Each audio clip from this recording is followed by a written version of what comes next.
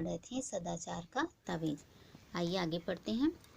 राजा ने कहा, पर करे क्या, तुम लोगों ने भी भ्रष्टाचार मिटाने की योजना का अध्ययन किया है। तुम्हारा क्या मत है ना, सब लोगों से पूछ रहे हैं, क्या उसे काम में लाना चाहिए। दरबारियों ने कहा, महाराज यह योजना क्या है, एक मुसीबत है, उसके अनुसार कितने उलटफेर करने पड़ेंगे, है ना, कितनी परेशानी होगी, सारी व्यवस्था उलट पुलट हो जाएगी। जो चल रहा है उसे बदलने से नई नई कठिनाइयाँ पैदा हो सकती हैं। हमें तो कोई ऐसी तरकीब चाहिए जिससे बिना कुछ उलटफेर किए भ्रष्टाचार मिट जाए, है ना। क्या है, सारी व्यवस्था को बदलना पड़ेगा, ऐसे कहा ना, तो सारी व्यवस्था को बदलना पड़ेगा, उसमें बहुत उलटफेर करना पड़ेगा। उससे अच्छा है कि हमें ऐसी व्यवस्था करना चाहिए जिससे उलटफेर से हम बच जाएं और भ्रष्टाचार भी मट जाए। राजा साहब बोले, मैं भी यही चाहता हूँ, पर यह हो कैसे, तुम लोग ही कोई उपाय खोजो। एक दिन दरबारियों ने राजा के सामने एक साधु को पेश किया और कहा, महाराज, एक कंदरा में तपस्या करते हुए इस महान साधक को हम ले आए हैं। कंदरा मतलब गुफा। इन्होंने सदाचार का तावीज बनाया है। वह मंत्रों से सिद्ध है और उसके बांधने से आदमी एकदम सदाचारी हो जाता है। साधु ने अपने झोले में से एक तावीज निकालकर राजा को दिया। राजा ने उसे देखा, बोले, हे साधु, इस तावीज के विषय में मुझे विस्तार से बताओ। इससे आदमी सदाचारी कैसे हो जाता है ना। एक ताबीज से क्या सदाचारी हो सकता है, क्या भ्रष्टाचार मिट सकता है ना। देखो, साधु ने समझाया, महाराज, भ्रष्टाचार और सदाचार मनुष्य की आत्मा में होता है। मैंने एक पहले भी कहा है ना कि जैसे एक सिक्के के दो पहलू होते हैं, वैसे ही हर चीज़ के दो पहलू होते हैं। वैसे ही इंसान में भ्रष्टाचार और सदाचार भी होता है, मनुष्य की आत्मा में होता है, बाहर में नहीं होता है। विधाता जब मनुष्य को बनाता है तब किसी की आत्मा में ईमान की कल फिट कर देता है, मतलब मशीन फिट कर देता है, कल पुर्जे, और किसी की आत्मा में बेईमानी की। इस कल में से ईमान या बेईमानी के स्वर निकलते हैं, जिन्हें आत्मा की पुकार कहते हैं। आत्मा की पुकार के अनुसार ही आदमी काम करता है। प्रश्न यह है कि जिनकी आत्मा से बेईमानी के स्वर निकलते हैं, उन्हें दबाकर ईमानदार के स्वर कैसे निकाले जाएं, है ना।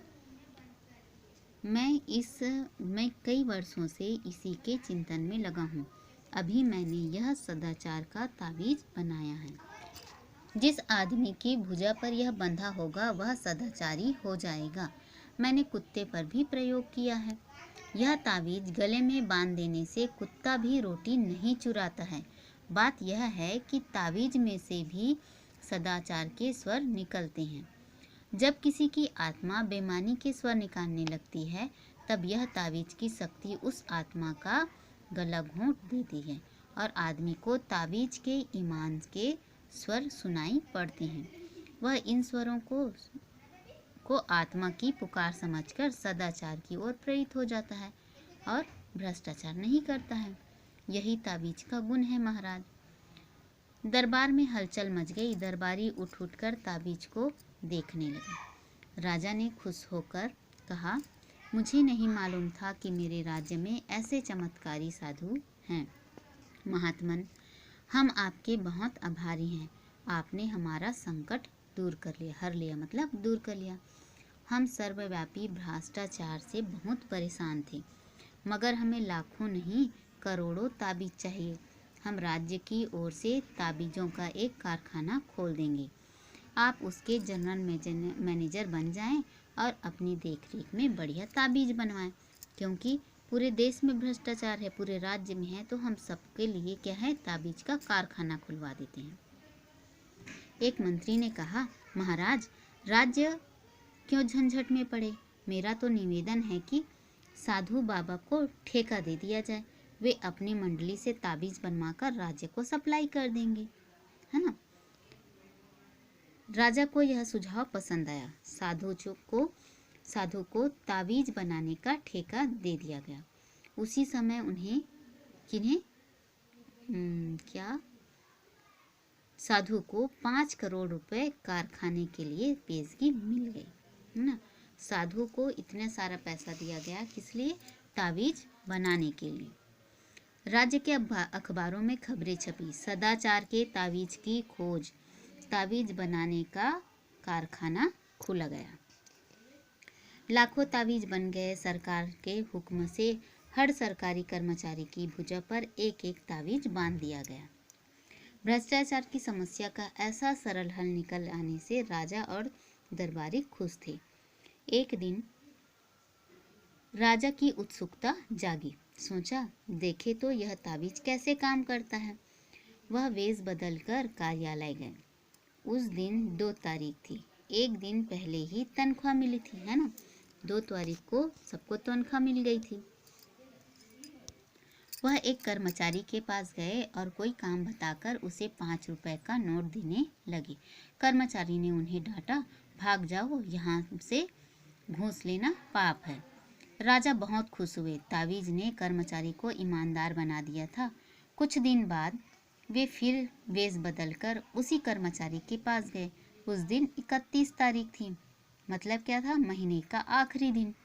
महीने का आखिरी दिन मतलब जेब खाली हो गया था, है ना, सारे खर्चे हो गए थे। राजा ने फिर उसे 5 का नोट दिखाया और उसे लेकर जेब में रख लिया। उसने क्या किया? जब राजा ने उसे 5 का नोट दिखाया तो उसने उसे लेकर अपनी जेब में रख लिया। राजा ने उसका हाथ पकड़ लिया, बोले, मैं तुम्हारा राजा हूँ, क्या तुम आज सदाचार का तावीज नहीं बांध कर आए हो? वो कहता है, बांधा है सरकार, यह देखिए। उसने आस्तीन चढ़ाकर तावीज दिखा दिया।